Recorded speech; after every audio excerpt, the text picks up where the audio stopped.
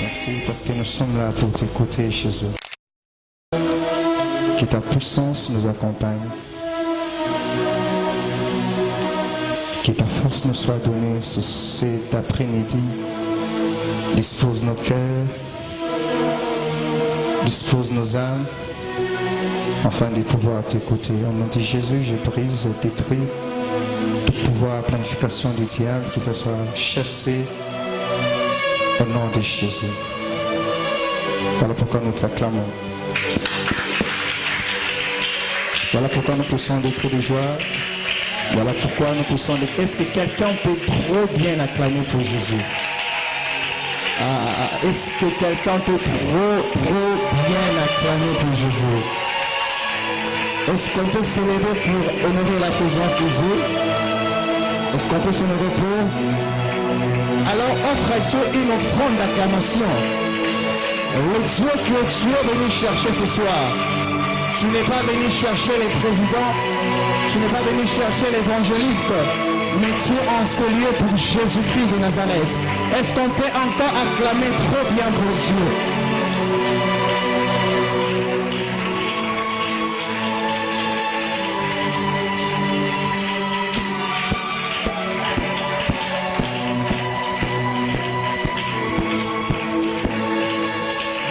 Que Dieu vous bénisse, mettez-vous. Alléluia. Je bénis Dieu d'être là au devant de vous, afin d'annoncer la parole de Dieu, et après nous allons prier. Je sens qu'on doit prier. Alléluia. Je sens qu'on doit prier. Qui sent cela? Je sens vraiment que nous devons prier. Je ne sais pas comment est-ce que Dieu va conduire les choses. Rapidement, Habakkuk 2, 1, 3. Je bénis Dieu pour la parole de l'homme de Dieu. Il nous a parlé de la parole de Dieu, il nous a parlé beaucoup de choses. Et parler de Dieu, nous allons parler seulement de quelque chose et puis nous allons nous mettre à prier. Tu peux m'aider à saluer 4 personnes autour de toi, au devant de toi, derrière toi, à gauche, à droite. Demande-lui le nom, tourne comme nous. C'est un sourire, un sourire, non. Sommes à Kaïnkanayo, c'est qui ça y est?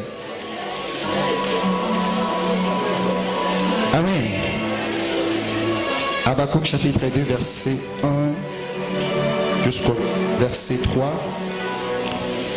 J'étais à mon poste et je me tenais sur la tour. Je veillais pour voir ce que l'Éternel me dirait.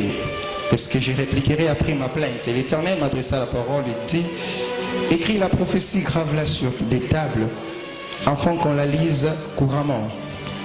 Alléluia. Dans le Seigneur, on nous a parlé de beaucoup de choses et qui a été béni par les premiers moments. Gloire à Dieu, gloire à Dieu.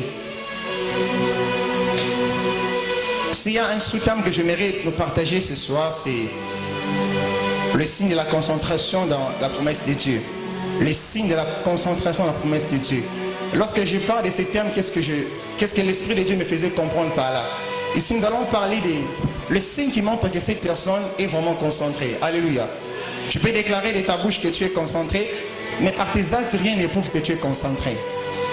C'est un peu comme une personne lorsque, admettons comme c'est ton PDG, toi tu es travailleur, il te dit que je voyage, à mon retour je vais t'apporter un cadeau. Amen.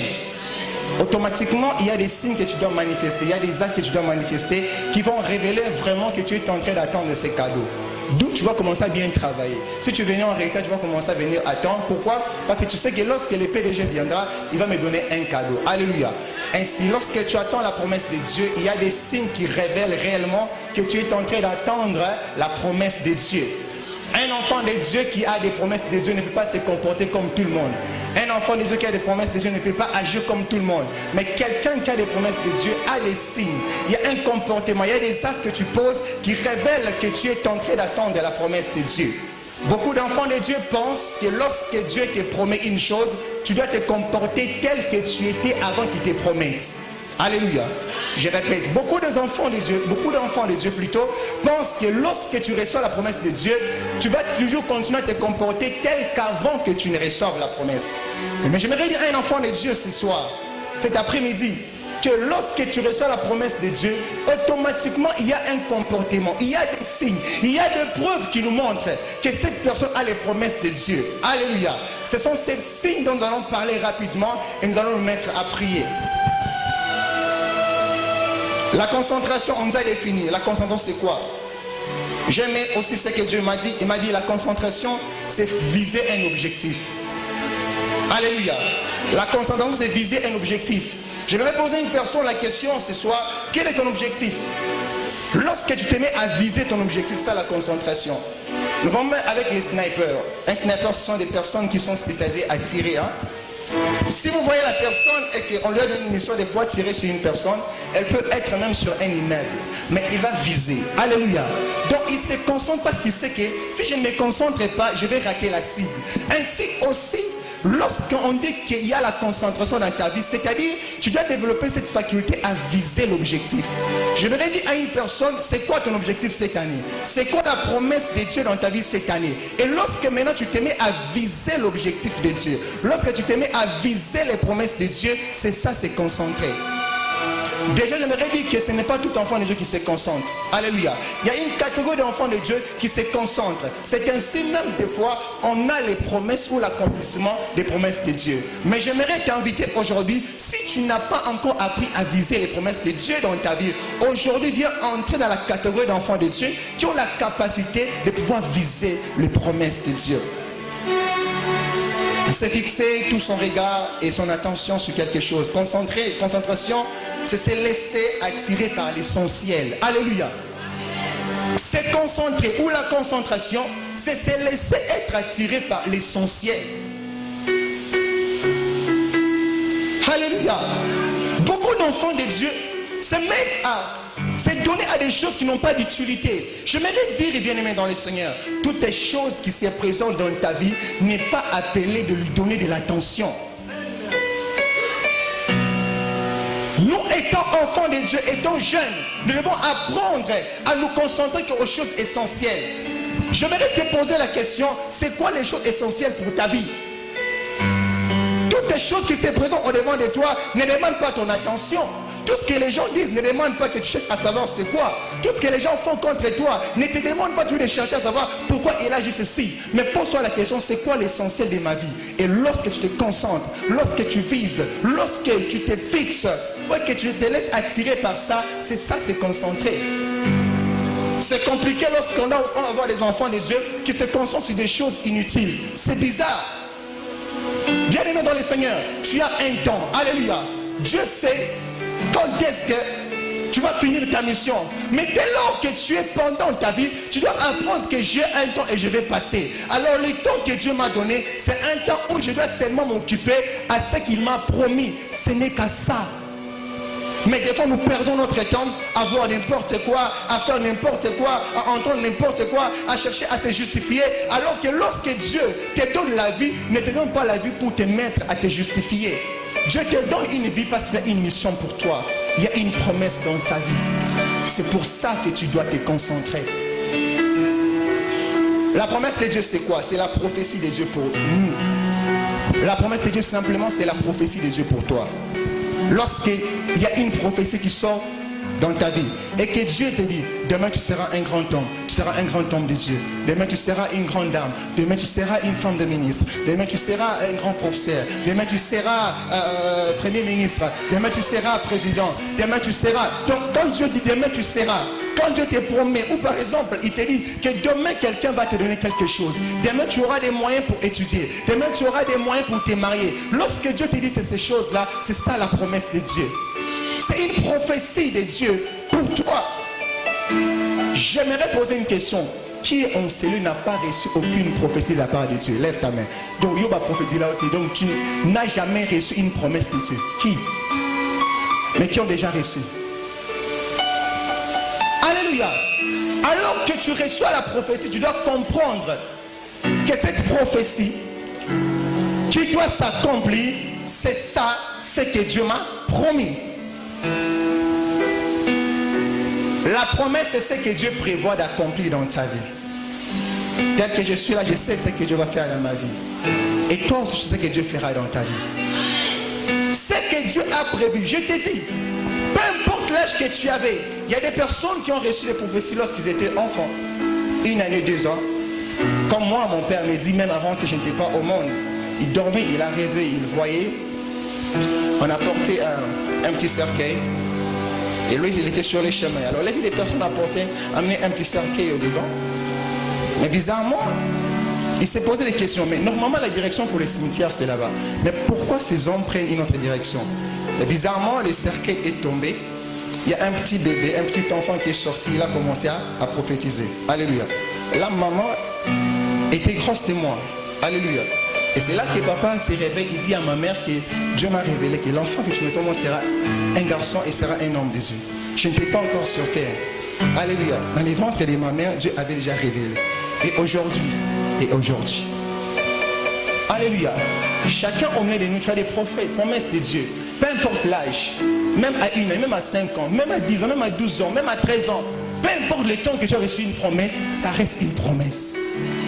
Alléluia. Alors, ce que nous devons savoir, d'emblée, les promesses sont regroupées en deux. Alléluia. Les promesses sont regroupées en deux. Il y a les promesses générales ou une promesse générale. Une promesse générale, c'est ce que Dieu prévoit de faire pour toute personne. Alléluia. C'est ce que Dieu prévoit à faire pour toute personne sur toute la terre.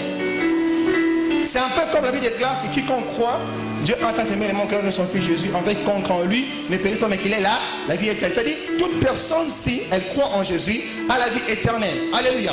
C'est une prophétie générale ou la promesse générale. C'est un peu comme la Bible nous parle qu'il y aura l'enlèvement. Alléluia. C'est-à-dire, toute personne qui croit en Jésus et qui va persévérer, lorsque Christ viendra, même si elle est morte, elle sera enlevée. C'est la promesse pour tout le monde. Alléluia. Mais, hormis la promesse générale, il y a aussi la promesse particulière, c'est ce que Dieu prévoit de faire dans ta vie ou dans la vie d'un groupe de personnes. Alléluia. La promesse particulière, c'est la prophétie de Dieu pour toi. C'est ce qui est particulier. C'est la prophétie de Dieu pour toi ou pour ta famille. Alléluia.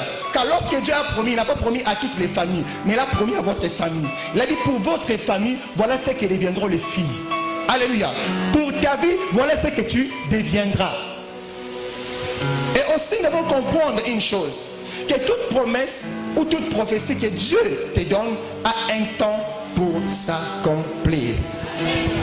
Ah, bien-aimé dans le Seigneur, il y a un temps. Il y a un temps. Vous savez, il y a un temps. Même si les choses sont compliquées, sont noires, sont... Comment? Mais sache bien qu'il y a un temps. Même si c'est une souffrance qui ne correspond pas à ce que Dieu t'a promis, sache qu'il y a un temps. Même si les choses autour de toi sont très noires, sache bien qu'il y a un temps. Même si tu es incapable par rapport à ce que Dieu te dit, sache qu'il y a un temps. Bien-aimé, même si tu n'as pas encore découvert les qualités qu'il faut pour te qualifier à recevoir ce que Dieu t'a promis, sache qu'il y a un temps que ces choses vont s'accomplir. J'aimerais dire à une personne, Dieu ne tient pas compte de ce qui nous entoure pour accomplir sa volonté, mais il tient compte de sa souveraineté pour accomplir sa volonté. J'aimerais dire à une personne, l'histoire de Joseph nous révèle que Dieu est celui qui peut sortir quelqu'un de sa famille, l'amener dans un pays étranger et que cette personne souffre et après il finira premier ministre. Dieu nous fait aussi comprendre qu'il y a une personne comme Abraham qui peut recevoir la prophétie à l'âge de 75 ans et à 100 ans voir l'accomplissement de la prophétie. Alléluia. Dieu nous fait comprendre aussi qu'il peut accomplir sa volonté comment? En prenant une personne comme Zacharie, en l'amenant dans la présence de Dieu et en lui révélant la prophétie et le rendre muet et après il va voir le fils qu'on appelle Jean-Baptiste. J'aimerais dire à une personne, toute personne a son histoire. Ce n'est pas la manière dont Dieu accomplit la promesse dans la vie de notre personne qui sera la même que dans ta vie. Dieu est souverain. Alléluia. Dieu a plusieurs faces. Alléluia. Il ne fait pas des choses de la même façon. Voilà même pourquoi il est Dieu. Mais je vais dire à un enfant de Dieu, il y a un temps que Dieu a fixé. Un temps où Dieu se décide de commencer à accomplir sa volonté. Il y a un temps que Dieu a fixé de commencer à faire de toi ce qu'il a promis que tu deviennes. Il y a un temps que Dieu a fixé de faire de toi ce qu'il a prévu. Dieu t'a dit, tu seras un homme de Dieu. Ne te pose pas de questions comment cela viendra. Mais fais ce qu'on nous a enseigné, tu vas constater l'accomplissement de la promesse de Dieu. Bien-aimé, Dieu t'a dit que toi, tu as un travail. Peu importe ce que tu peux vivre. Même si on a rejeté tes demandes d'emploi combien de fois. Mais toi, persévère. Mais le Dieu qui t'a promis est celui qui a fixé un temps. Lorsque le temps de Dieu vient, lorsque le temps de Dieu s'accomplit, même les gens qui t'entourent ne pourront pas comprendre. Mais comment est-ce que cette personne est venue comme ça? Non, le problème, c'est celui qui est avec toi. Le Dieu qui est avec toi et qui s'est décidé d'accomplir. Bien-aimé dans le Seigneur, même si tu manques où dormir, sache qu'il y a un Dieu dans le ciel qui t'a promis que tu auras une maison. Même si dans votre maison, on dit que les filles ne peuvent pas se marier, mais tu as une promesse de Dieu. Même si dans votre maison, on dit que les frères ou les garçons ne peuvent pas voyager, mais tu as une promesse de Dieu.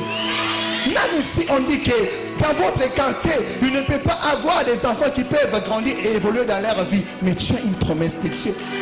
Arrêtons de nous focaliser sur ce que les gens disent. Même si les gens te qualifient, mais sache bien que la plus grande qualification ou la plus importante, c'est la qualification de Dieu. Jamais dans le Seigneur. Apprenons à vivre selon que Dieu a dit pour notre vie. Je prie que Dieu fasse comprendre une personne. Et je prie que Dieu fortifie le cœur d'une personne ce soir.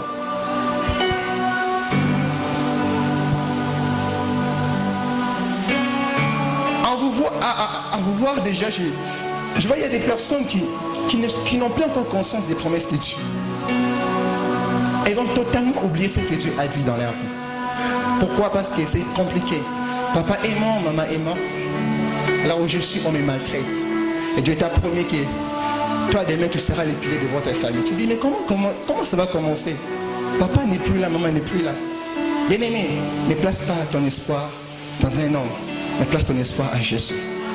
J'aime ce qu'il déclare que ceux qui se confient en l'Éternel ne seront pas confus. Alléluia. J'ai étudié l'histoire de Joseph et c'est une histoire où des fois, tu sens que ça fait mal au cœur. Joseph est chez eux à la maison.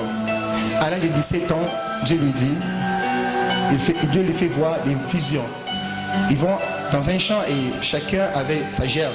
Et il voit sa gerbe au milieu et les gerbes de ses frères se mettre par terre devant sa gerbe. Il dit à ses parents. Après, il va encore voir, un jour il voit la lune, il voit le soleil, il voit les 11 étoiles qui se prosternent devant de lui. À 17 ans, ce papa lui dit, mais tu veux dire quoi? Tu veux régner sur nous?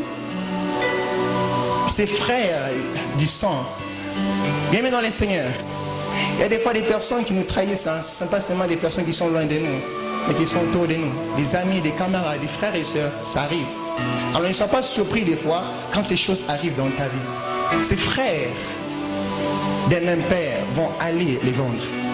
Joseph quitte sa maison et va en Égypte. Et c'est encore bizarre, ses frères disent à leur père que Joseph est mort. Et ils montrent aussi les preuves qu'il est mort. Donc on a éliminé Joseph dans la liste des enfants de Jacob. Or il n'était pas mort, il était en vie. Même si les gens entendent que tu meurs, même si les gens entendent que tu tombes malade, mais j'aimerais te dire qu'il y a un Dieu qui te protège. Il y a un Dieu qui te garde. Il arrive en Égypte. Dieu était avec lui. Tout ce qu'il faisait dans la maison de Potiphar ne faisait qu'aller de l'avant. Et Potiphar a dit non. J'aimerais prendre cet homme. Il a pris ce garçon Joseph, il l'a placé comme chef d'intendance. La Bible déclare, la main de Dieu était avec Joseph. Et sur tout ce qu'il faisait. Un jour, la femme de Potiphar vient. Elle lui dit, couche avec moi. Joseph dit, je ne le ferai pas. Un jour, alors qu'il n'y avait personne, la femme est tentée, elle dit, couche avec moi. Joseph a fui. Pourquoi? Parce qu'en lui, il y avait une sémence. La promesse de Dieu dans ta vie, c'est comme une sémence que tu dois arroser afin qu'elle produise l'arbre. Alléluia. Alléluia. Joseph, non, j'ai une sémence. Je deviendrai Premier ministre. J'aime mon Dieu. Je ne peux pas faire cela. Il a fui. La femme m'a dit, non. Cet homme voulait me faire du mal, il voulait coucher avec moi. Voilà pourquoi même la preuve est là. Qu'est-ce qui se passe? On arrête Joseph. Il entre en prison. Bien aimé dans les Seigneurs, Joseph entre en prison. Joseph grandit en prison alors qu'il était innocent. Mais il avait la promesse de Dieu. Regardez comment Dieu va faire, il sortira en prison. La Bible déclare, il devient Premier ministre à 30 ans. Il a reçu la promesse à 17 ans, 13 ans après, qu'il va voir l'accomplissement de la promesse de Dieu. Des fois, nous sommes bizarres. Tu reçois la promesse il y a 6 mois, tu fais déjà Ekoka, Ekoka, Ekoka. 2 jours, Ekoka. 3 jours, Ekoka. Mais Joseph a fait combien? 13 ans. Jacob a fait, Abraham a fait combien? 25 ans. Mais toi, tu as reçu la promesse qui est seulement d'autres. Dieu leur a promis aujourd'hui. Mais avec quelqu'un qui a Ekoka.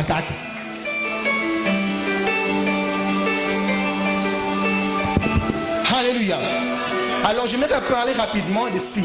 Et nous allons nous mettre à prier. Le premier signe, c'est être à son poste. Dis avec moi, être à son poste. Dis à ton voisin, à ta voisine, être à son poste. Alléluia.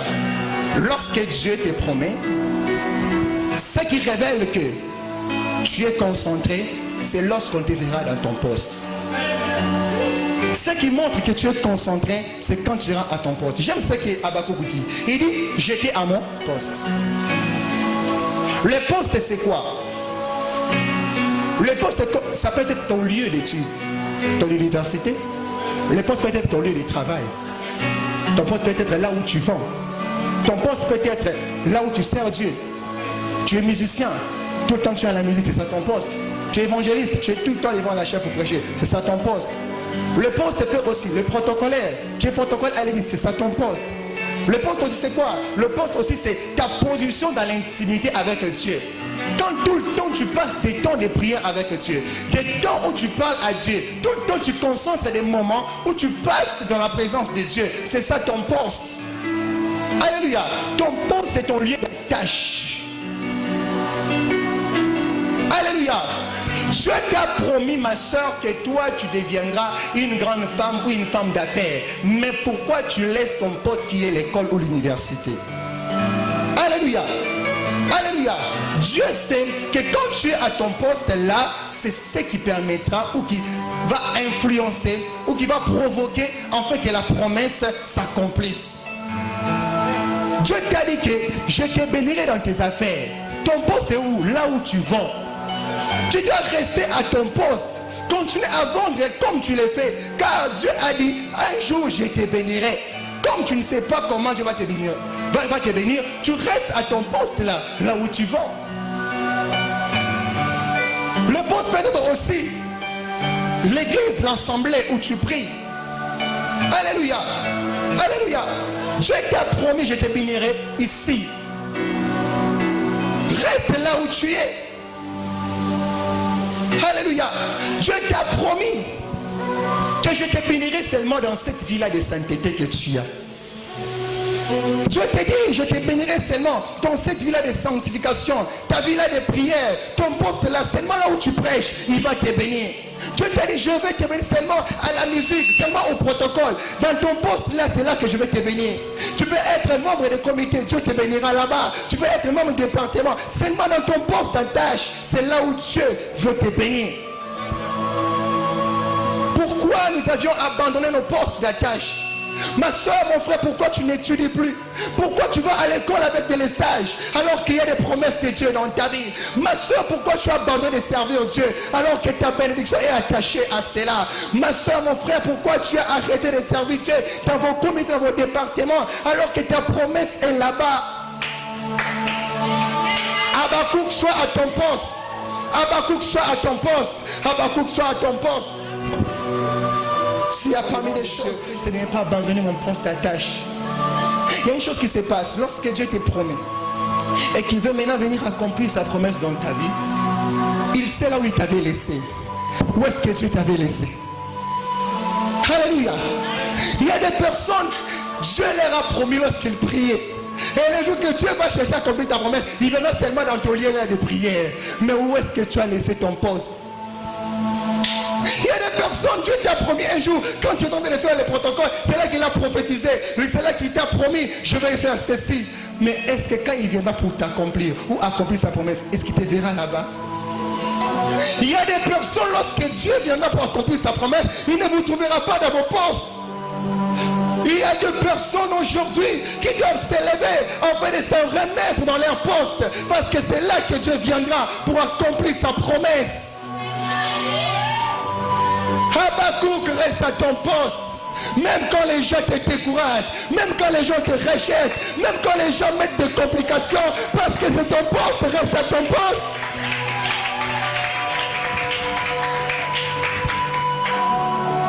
Il est en route pour venir accomplir ta volonté, plutôt pour accomplir sa promesse dans ta vie. Mais quand il viendra, est-ce qu'il te trouvera dans la prière? Est-ce qu'il te trouvera dans la crainte de Dieu? Ma soeur, Dieu ne t'a jamais connu dans des hôtels. Mon frère, Dieu ne t'a jamais connu dans des bars. Dieu ne t'a jamais connu dans des boîtes de nuit. Allez-vous là-bas, quittons là-bas, quittons ces lieux, parce que ces lieux ne favoriseront pas que la promesse de Dieu s'accomplisse. Il y a des endroits qu'enfant de Dieu, tu ne peux pas être, parce que là, Dieu ne peut pas descendre pour accomplir sa volonté. Pourquoi tu as changé de vie? Tu avais une vie de Dieu, une vie d'enfant de Dieu. Pourquoi tu as arrêté avec cette vie?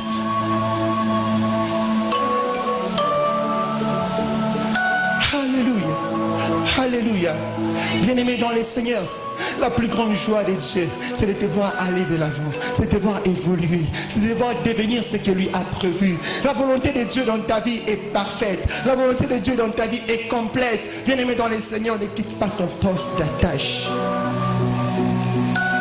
Des fois, c'est l'entourage qui vient nous enlever dans notre poste d'attache. J'aimerais dire à un enfant de Dieu, si tu as des amis, des camarades qui te font quitter de la voie de Dieu, arrête avec ces amis. Arrête avec tes amis. Si tu as des fréquentations qui te font quitter la voie de Dieu, arrête ces fréquentations. Voilà pourquoi Aaron n'a pas expérimenté l'accomplissement de la promesse de Dieu d'entrer dans la terre promise. Parce que alors que Moïse était à la montagne pour prier, Aaron était avec le peuple. Voilà pourquoi il est tombé à faire l'idolâtrie en offrant à un autre Dieu, en étant un Dieu, ce qu'on appelle les veaux d'or, et il a été influencé. Si au moins Aaron ne pouvait pas être avec ce peuple, ou bien si Aaron était loin avec ce peuple, ou bien même si Aaron ne pouvait pas écouter ce peuple, Aaron allait entrer dans la terre promise. Aaron a quitté son poste. Aaron a quitté ce poste. Je ne te flatte pas, je te dis la vérité. S'il y a une position que Dieu veut que tu aies, s'il y a un poste où Dieu veut que tu sois, sois là-bas, parce que c'est là que Dieu te bénira. Naomi a été pressée de quitter Jérusalem pour aller à Moab. Alléluia. Elle arrive à Moab, elle apprend que Dieu a béni Jérusalem. Mais qu'est-ce qui se passe à Moab? Naomi perd son mari. Naomi perd ses 2 fils. Pourquoi? Parce qu'il n'a pas été à son poste d'attache. Et lorsque Dieu a béni Jérusalem, alors que si Naomi était à Jérusalem, à son poste, elle allait aussi vivre ses bénédictions. Mais parce qu'elle était loin. Ne t'éloigne pas de ton poste d'attache. Si tu vends, continue à vendre. Si tu vends, peu importe ce que tu vends, continue à vendre. Si tu travailles, travaille comme il est faut. Si tu étudies, étudie comme il est faut. Si tu sers Dieu comme il est faut. Si tu as une vie de prière, continue avec ta vie de prière. Si tu crains Dieu, continue avec ta vie de crainte de Dieu. Que personne ne t'enlève à cette place. Il n'y a pas seulement être à son poste, mais il y a aussi se tenir sur la tour. Dites avec moi, se tenir sur la tour. Se tenir sur la tour. J'étais à mon poste, je me tenais sur la tour. Alléluia. Quand vous regardez ceci, Habakkuk ne se met pas, mais il dit que je me tenais sur la tour. C'est-à-dire, Habakkuk était debout. Alléluia. Habakkuk était debout. En d'autres termes, quelqu'un qui est debout, c'est une personne qui est prédisposée à faire des mouvements. Alléluia. Alléluia. Le problème avec nos enfants de Dieu, c'est quoi? Nous avons des promesses de Dieu dans nos vies, mais nous aimons toujours nous mettre à la place d'être debout. Lorsque Dieu te promet, il y a 2 parts. Il y a la part de Dieu, il y a la part de l'homme. La part de Dieu, c'est de te promettre. Mais la part de l'homme, c'est de se comporter face à ce que Dieu t'a promis. Dieu t'a dit que toi, tu deviendras une grande personne. Mais pourquoi tu n'aimes pas étudier? Alléluia. Si Dieu t'a dit que tu vas voyager, ça ne veut pas dire que tu te mettras chez toi à la maison, tu te mets comme ça, tu attends un avion qui va descendre chez vous après au côté, au Kinapoto. Tu dois être debout. Alléluia. Tu dois bouger. Tu dois bouger. Tu dois te mettre en mouvement. Dieu t'a dit que tu seras un grand homme de Dieu. Travaille ta grâce. Tu seras un grand chanteur. Travaille ta grâce. Tu seras un protocolaire. Cherche à connaître encore plus là-dessus. Alléluia. Les problèmes avec nous, c'est quoi? Dieu nous promet, mais nous sommes là, nous croisons les bras, nous attendons que tout s'accomplisse. Non, quelqu'un qui est comme ça, c'est quelqu'un qui est paresseux. Et Dieu ne travaille pas avec des paresseux. J'aimerais te dire, voilà pourquoi il y a des personnes, Dieu leur a promis, mais jusqu'à ce qu'elles vont mourir, elles ne verront jamais l'accomplissement. Tu vends, continue à vendre comme il faut, continue à faire comme il faut. Sois là le matin, va avec amour, car c'est là que tu te béniras. Mais ne sois pas là, tu croises les bras. Bon, Jamba, Boubi, au cas tu salon. Je te dis, bien aimé dans le Seigneur, tu vas faire des jours et des jours. La promesse restera qu'une sémence. Alléluia. Lorsqu'on plante une sémence, si la sémence pousse, c'est parce qu'il y a des conditions qui permettent à ce que la sémence puisse pousser. Alléluia. Ainsi, la promesse de Dieu dans ta vie, c'est comme une sémence. Il faudra qu'elle se retrouve dans les conditions qu'il faut afin qu'elle se mette à pousser et qu'elle devienne l'arbre. Nous devons bouger. Dieu t'a dit que tu auras un travail. Mon frère, mets-toi en route. Fais entrer le demande d'emploi. Ma soeur, mets-toi en route. Cherche à savoir où est-ce qu'on embauche les gens. C'est ça être debout. Sortons dans la paresse. Alléluia. Jeunesse peignée universelle, sortons dans la paresse. Nous devons poser des actes qui révèlent réellement que nous sommes debout et permettre à la promesse de Dieu de s'accomplir dans nos vies. Arrêtons avec la paresse. Aucun maraclasse, nous connaissons, nous avons un diplôme. Non, au bandela. Alléluia. Aucun maraclasse, nous avons un fuite. Et si on a fuite, le côté, tu réponds. Ce n'est pas pour être orgueilleux, j'ai un témoignage. J'ai reçu mon diplôme d'État sans pour autant demander des réponses. Alléluia. Alléluia. J'ai reçu mon diplôme d'État sans pour autant demander des réponses. J'ai fait confiance en mon Dieu. Je me souviens, Natanga, mais 6e Natanga. J'ai étudié. Mais j'arrive comme ça, je travaille. Et après, Dieu m'a fait grâce. En plus, j'étais les premiers de ma classe. Sans pour autant demander des réponses. Arrêtons d'aimer la facilité. Alléluia. Il y a certaines choses pour lesquelles tu dois souffrir afin de les avoir. Arrêtons tout le temps que Goku a Kalikolo comme la manne. Le temps de la manne est passé. Maintenant, on doit être des personnes qui doivent travailler. Nous devons bouger, bien-aimés dans le Seigneur. Baninga bazana maki bazotanga yona maki ofani kaka masolo zobeta obaza tout ozomato kita et Dieu va donner le diplôme. Non, et quand tu vas pas le diplôme, nous allons avoir qui singaité, avoir qui sioté, yonde muto travailler n'était.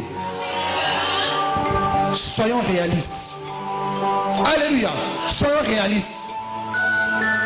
Mon frère, ma soeur, tu vas au marché ou quelque part, même pas moi au lia kakak. Et tu penses que c'est comme ça que ta marchandise va grandir et après tu auras des grandes choses. Non, l'argent que tu as, tu rentres, tu manges, tu bouffes. Dieu m'a promis que j'aurai des grandes choses. Je bouffe en moi, c'est mal attendant. Non. Je t'ai dit, tu vas mourir pauvre pour rien. Dieu t'a dit.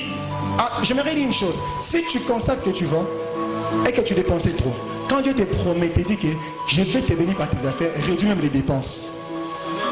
Quelqu'un me comprend? Si Dieu t'a promis que je vais te bénir par tes affaires, des choses que tu vends, si tu dépensais avant et que tu restes sur cette promesse, je vais te dire réduis même tes dépenses.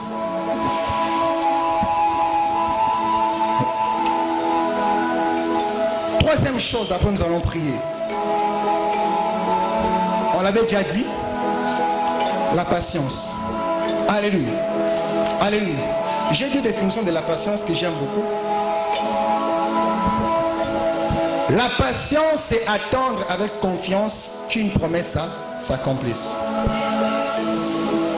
Deuxième définition, je répète la première définition. La patience, c'est attendre avec confiance qu'une promesse s'accomplisse. Deuxième définition, c'est persévérer vers le but en endurant les épreuves. J'aimerais dire à un enfant de Dieu, Dieu t'a promis. Sois patient. Sois patient. Sois patient. Ne soyons pas pressés.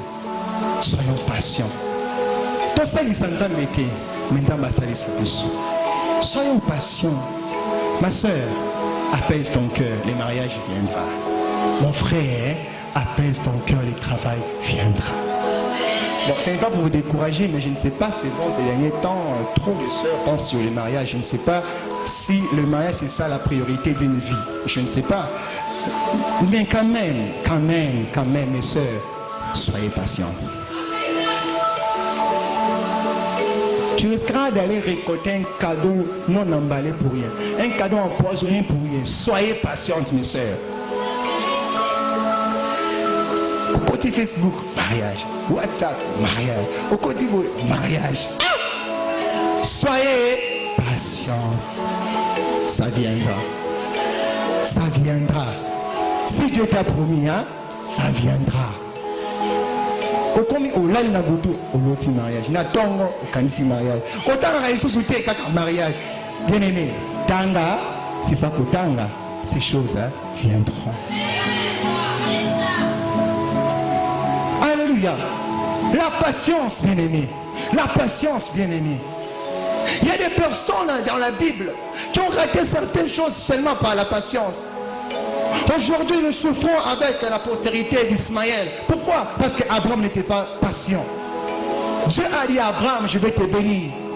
Je vais donner un enfant de la promesse. Mais Abraham va chercher à faire des choses par sa volonté. Et aujourd'hui, nous souffrons.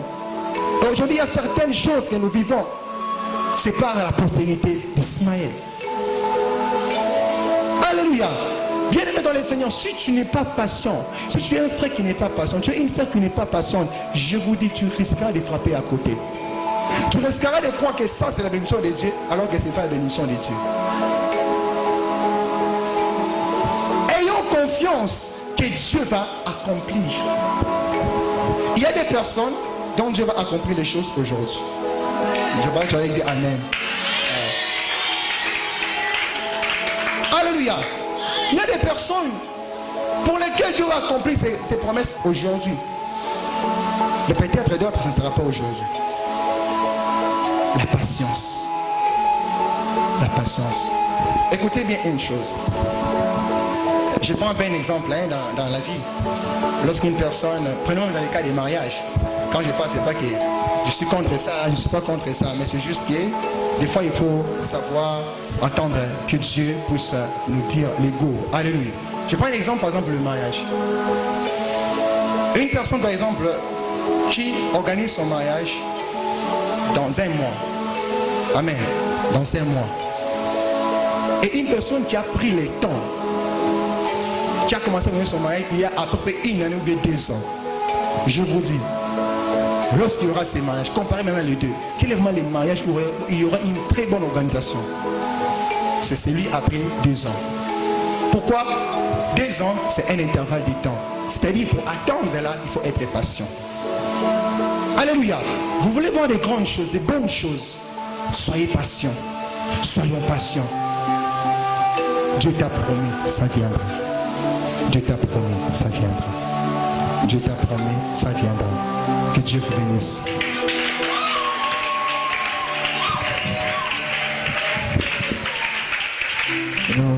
Nous allons nous lever.